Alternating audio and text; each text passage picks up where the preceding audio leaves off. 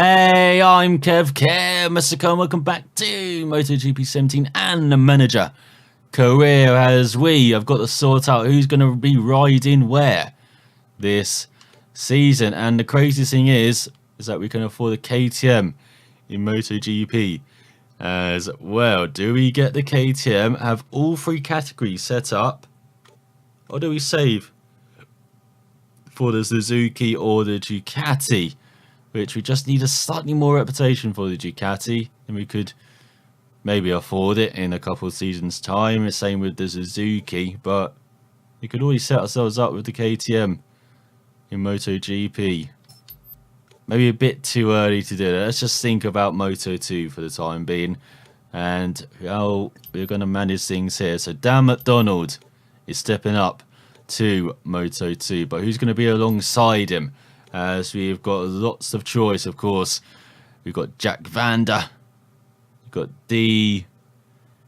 Dianuzo. Again, I'm not going to try and pronounce any of these names then. So, we've got a Moto3 specialist there. We could perhaps think of putting him alongside Kumar.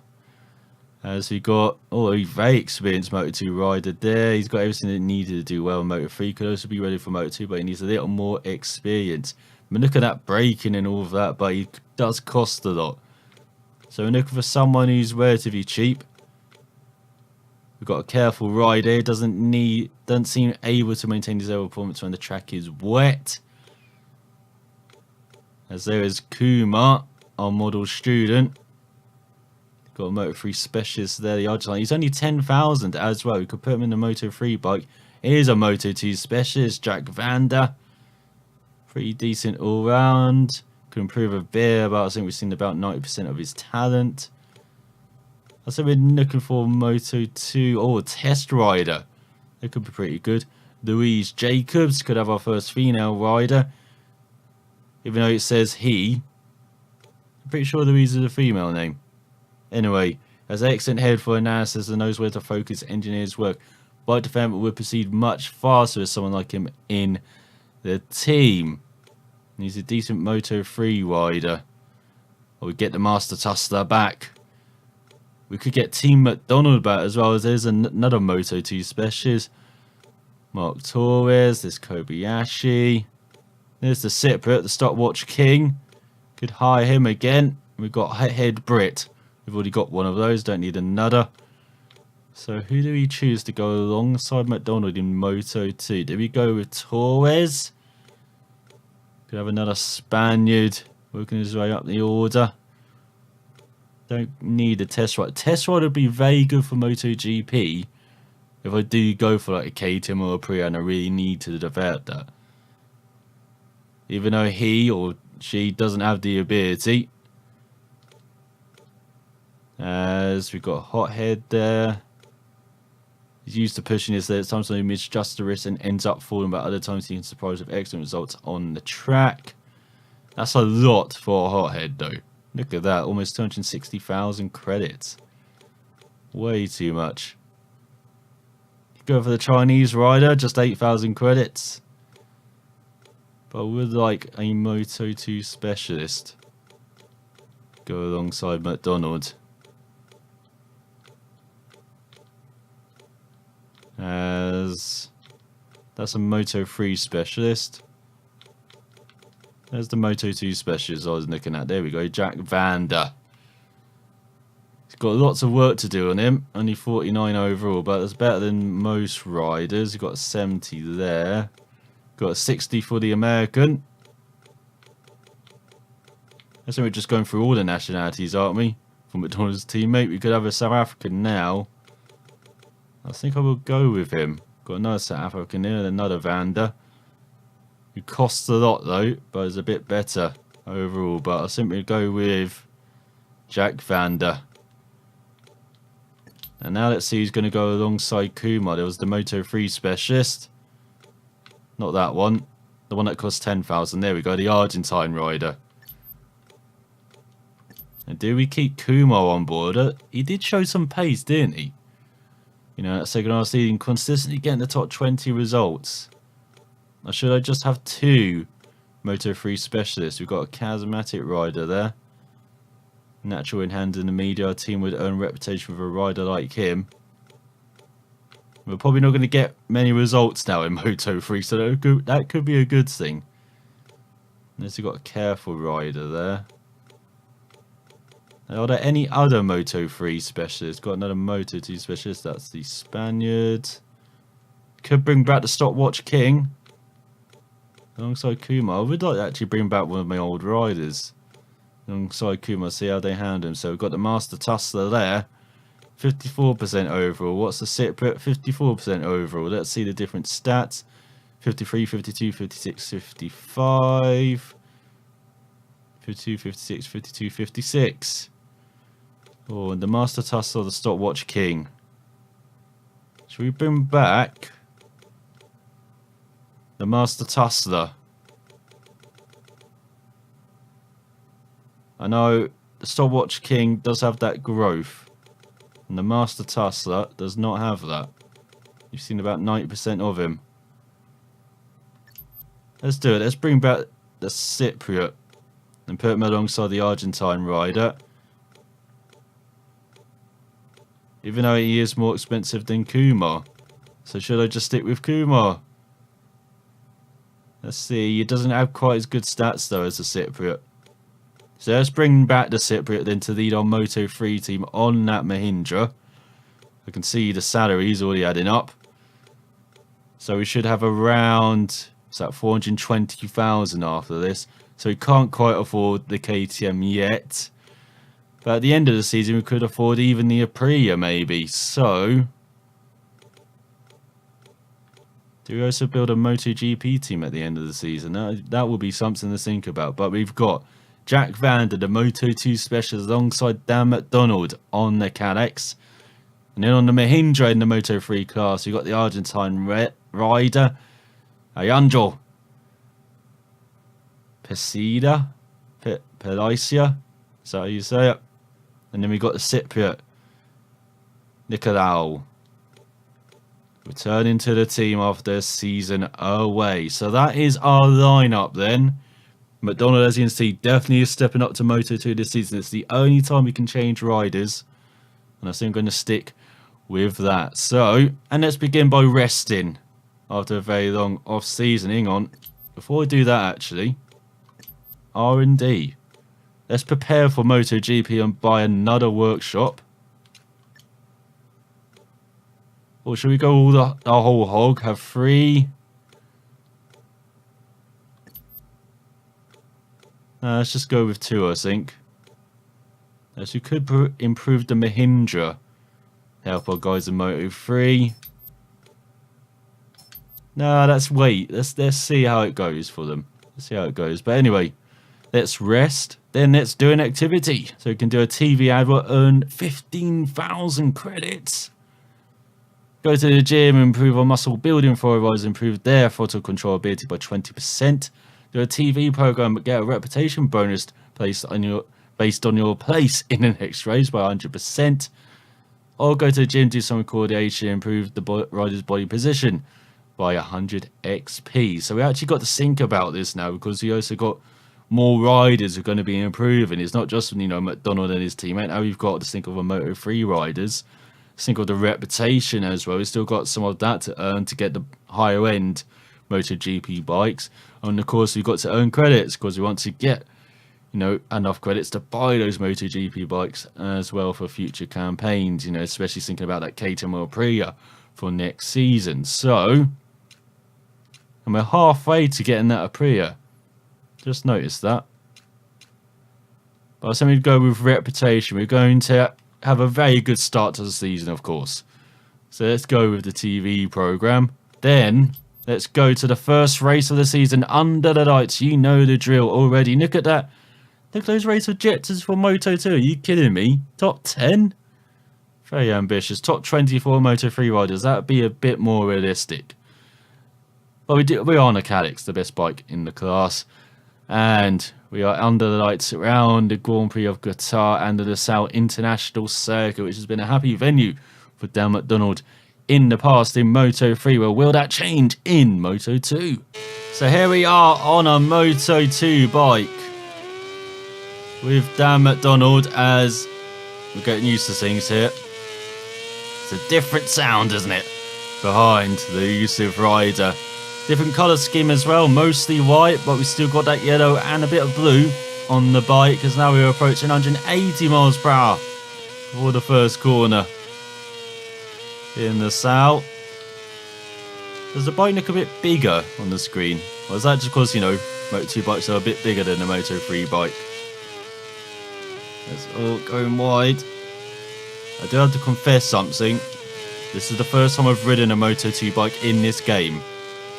I've mostly ridden Moto3 bikes, as you've probably seen. I'm very used to those bikes. And I've ridden MotoGP bikes only in online in one race. I probably should have practiced before this, shouldn't I? We've got the same settings as we used last season. I was thinking of putting up the laps to 35%. And then for MotoGP, have the laps at 50%.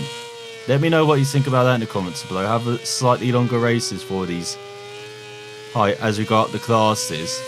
Just to make it a bit more interesting, especially tyre wear wise. Like, we had virtually no tyre wear in Moto3. No, apart from the early days of being on the Mahindra and the Peugeot, it was really not an issue. And with these Moto2 bikes and MotoGP, yes, there'd be a bit more of an issue in these 25% races, but if we put up those laps even more, it will be an issue. We have to think about tyre management and, you know, just need some more battles, hopefully. Hopefully make the races a bit more interesting for you to view in the races as well. So yeah, something to think about. As are we actually going to finish our first qualifying effort on Moto2 bike as we run wide? That's not a good sign. There we go, final corner. Just one corner to go. Sure, you've got this. No! Maybe not. As MacDonald's eating dirt already. So, our first qualifying effort on a Moto2 bike went really well. I'm very confident about using that reputation bonus now.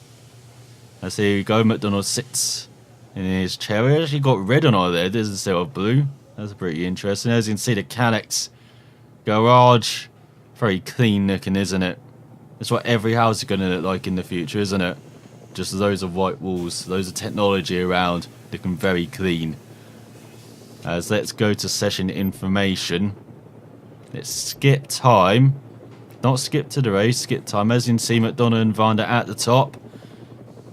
Do I have to skip time? Okay. That's Thomas Lee does not look happy in the game. Look at that. He definitely doesn't look like the grizzled veteran. As he takes pole just from Morbidelli by 17,000th of a second, with Alex Marquez alongside his teammate on the front row of Oliveira leading the second ahead of Passanini and Baldassari. You've got Nakagami in the 7th ahead of Shirota and Verg on the Tech 3. And then we got the suitor of Danny Kent rounding out the top 10. As where did Vanda qualify? As you look down the order, you can see the speed up of Simone Corsi in 22nd. 33rd for Vanda. 34th for MacDonald. Not setting a lap time. So a very good start to Elusive's Moto2 career here. It can only go up in the race. Good evening from the Losail circuit. The long wait is finally at an end and a new MotoGP season is about to begin. Bikes and riders are almost ready to take to the track. The Moto2 race at the Qatar Grand Prix will start in a few minutes. As here we are looking at the grid for the first time this season. And you see Baldassari very happy. You've got some very happy guys. I'm not sure about the Spaniel in the third row. Looking very anxious. Maybe feeling like he's not meant to be up there on that Tech 3 bike. But looking down the order, you see Remy Gard in 23rd. You definitely notice him. It's a bit like Binder, isn't he? In Moto3 with his hair everywhere. And looking right at the back. MacDonald, he's so good. He's got his own row, the 12th row with Magnum in front of him. So the race is about to begin, and the riders know that all the hard work they put in won't mean a thing if they can't cross the finish line in one of the positions that counts. There's the rev of that Moto2 engine. Gonna take some races getting used to that. As you get the view back. Ready to begin. It's 5 that race. Oh, look at that start for MacDonald. Bloody hell. He's like he's on a MotoGP bike compared to everyone else. He brakes a bit early into the first corner, looking to just get through it. But look at that, he definitely did get through it, up into the top 20. Dream start in Moto2. Oh, and it's down. I spoke too soon. As now he's behind his teammate Vander. No, he's battling with Manzi. Looks like Manzi's got in front of our teammate. No, he's got back in front of Manzi. Looks like Manzi sticking behind him at the time being. As Vander's up to 31st. Good movement from our teammate. As you can see, Manzi, another Sky Italia rider. As Roy MacDonald gets into his teammate.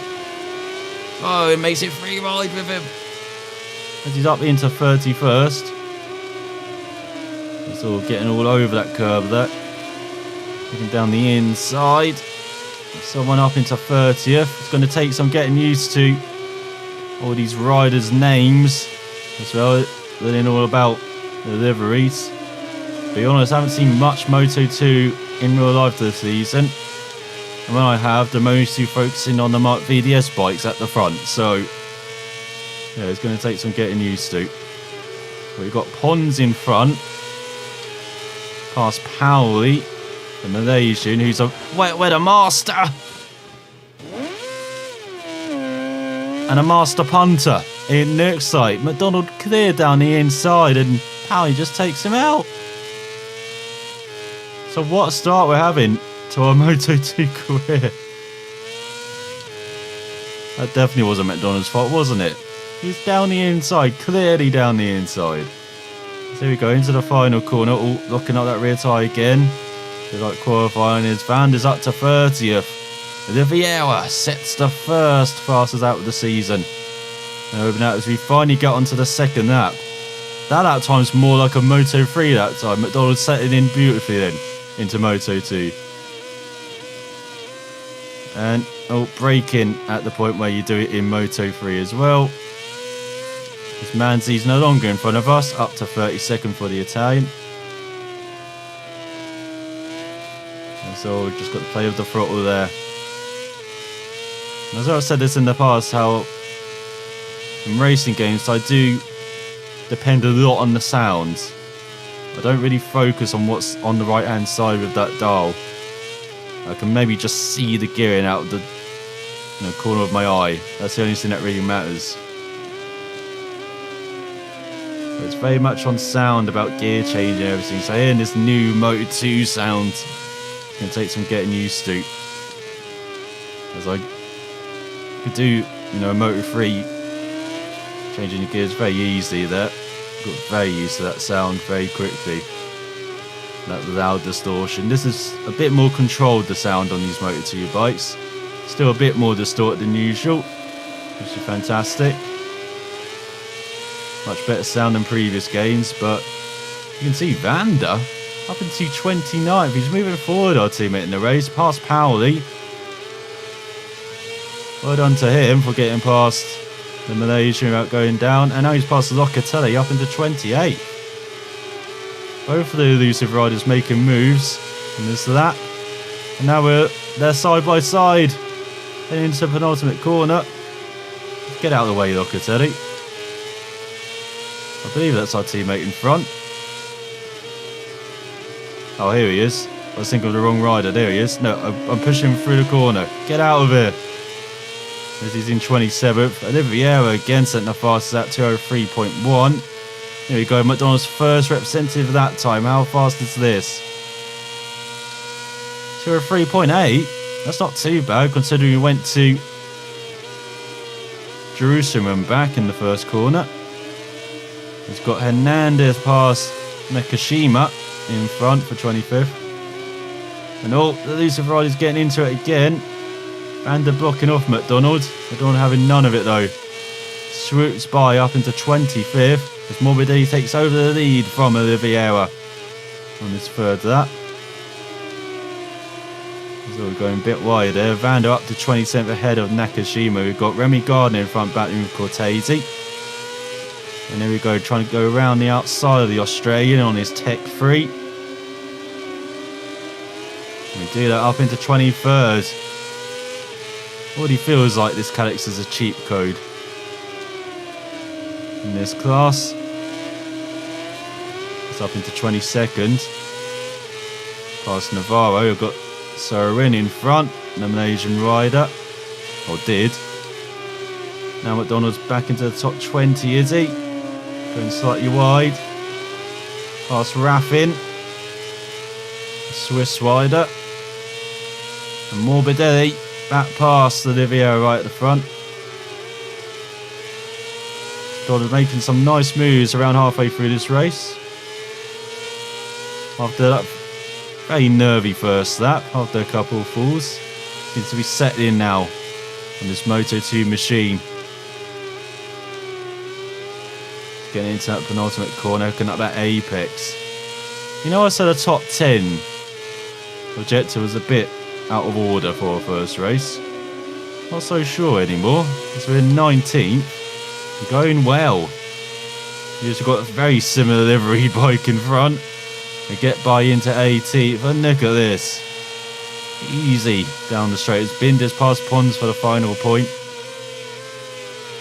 So we've got to pass Simeon, looking down the inside of Shirota. We've got Vinales and Surin battling for a top 20 position. And there we go, MacDonald with the fastest lap. To a 2.5, he's down, no! Battling for a point. Okay, what I said about the top 10. Whoa! Forget what I said. As we're alongside Vander, our teammate. As I think Remy Gardner went down. That's right, now everyone's piling in on MacDonald. And he's back down to 26th. Now he's back by Hernandez. Not off track, of course.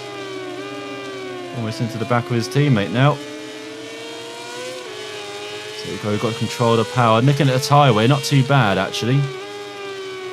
Looks like in these bikes. You can see both are like a third of the way down on the tyres in the bottom right. So we're not doing badly then. At least with that. All the falls, not good. Something you've got to get used to in this class.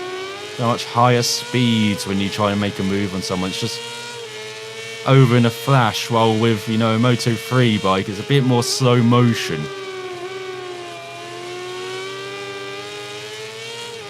Got very used to choreographing the moves there, but it's going to take some time for MacDonald to learn it at this level. I think I've Vander up to 24th. He's making some good moves up the order, is our South African teammate. Shame we both started at the back though. It's all getting all over the curves now on our bike. Getting into the final corner. So here we go, heading on to the final lap of the race. MacDonald going for a top 20, going for points maybe. That's right, Erlo, trying to make it 3 wide across the line. Morbidelli takes back the lead from Oliveira. Just slightly wide in the first corner.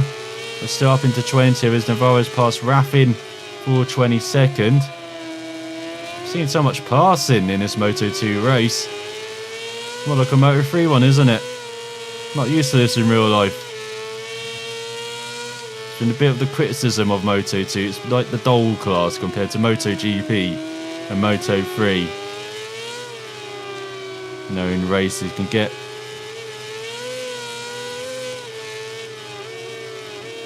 a bit forward the leader. As we've got a 2/10 second penalty now after running wide. Let's see how that will affect things for MacDonald. He is battling 17th again. Looking around the outside, which will come the inside line for the hairpin as he goes past Xavier Simon, the Belgian rider.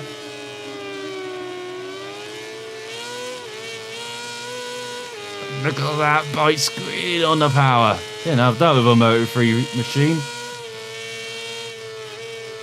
I've seen with a couple of races with Moto2 this season.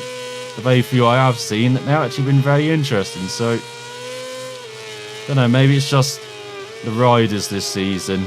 Just a bit better. A bit more widespread as well. Looking down the inside of Pons. Oh, he's down again. Rear end just went. That's right, that rear tyre is very heated now. As Oliveira wins the opening round of the season on his KTM.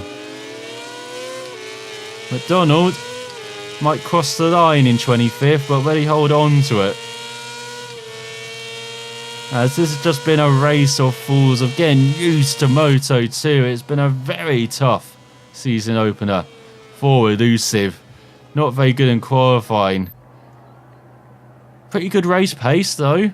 That's the one encouraging factor. Everything else need to improve on. As the KTM wins open race of the season. Who would have expected that ahead of all those characters? Look at that. Morbidelli and Marcus, the teammates, on the podium. Baldassari up to 4th in the end. Very good race for the Italian ahead of Lutti. With Passini in 6th, Marini 7th, Verge in 8th on that Tech 3. And then some more characters to come. Nakagami in 9th, Bagnai in 10th, Courtois 11th, Corsi on the speed up in 12th, Agata in 13th. I think Corsi's already scored more points this season than he did last season. Binder in 14th, and Danny Kent got the final point ahead of Axel Pons by a 10th of a second for the Brit. With Simon in 17th. Vando in 21st. Considering he started 33rd, very good race from the South African. Good debut, while MacDonald, with so many falls I've lost count, for a time penalty, ends up in 25th, but did have the fastest lap of the race. That's an encouraging sign. With Nakashima right at the back after having a fall. So in the championship, the standings are as you would expect after the first round. On the constructor standings, KTM leads by 5 points from Calyx, with Tech 3 in 3rd, Speed Up 4th, and Suter in 5th. Nice to see all the constructors scoring after the first round of the season. As in the weekend recap, now we've got 4 riders to look at, and we begin with Jack Vander. Very impressive debut for the South African, up from 33rd to 21st in the final position, even though the race objective was 10th. I think it was a very good beginning for him. Well, for MacDonald, he's up to 25th in the end from last, but had so many falls I lost count, so lots of improvement for the Scot there. While in Moto3, you can see the sit, but you can see he definitely is a stopwatch king. Qualified in 17th, but ended up 32nd in the end, even though the race objective was to finish 20th, and he finished behind his Argentine teammate. He qualified in 32nd and finished in 31st, so not a good weekend for Elusive to kick things off this season. As Vander improves everything. Moto3 Affinity only up to 48 though. That's going to take a while to improve. While for MacDonald, everything's in the 80s now. Corner and body position up to 80. With sit put breaking up to 54. And Moto3 Affinity for the Argentine riders up to 50. But we do earn a decent amount of credits. Not a lot of reputation though. No surprise there.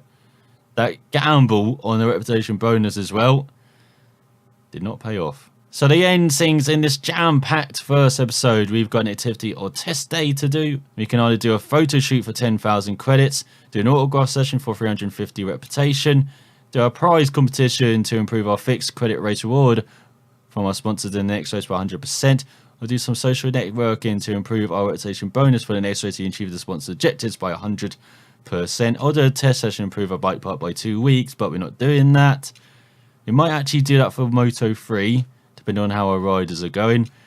But I think we're going to go for the prize competition, because that's the increasing fixed credit race reward from our sponsors. So it's not achieving our sponsor objective, which might be something difficult, as you saw, with all our riders. But yeah, I think that's going to be a bigger increase than we get from the photo shoot. So let's go with the prize competition, and let's end this episode as for one of our riders that are heading home in the next race, as the second round of the season takes place around the Timas de Rio Hondo circuit in Argentina. Once again, we've got to finish in the top 10. That may be a tall order for MacDonald and Vander, but in Moto3, could our riders finish in the top 20? Find out next time. Thanks for watching. I'll see you then.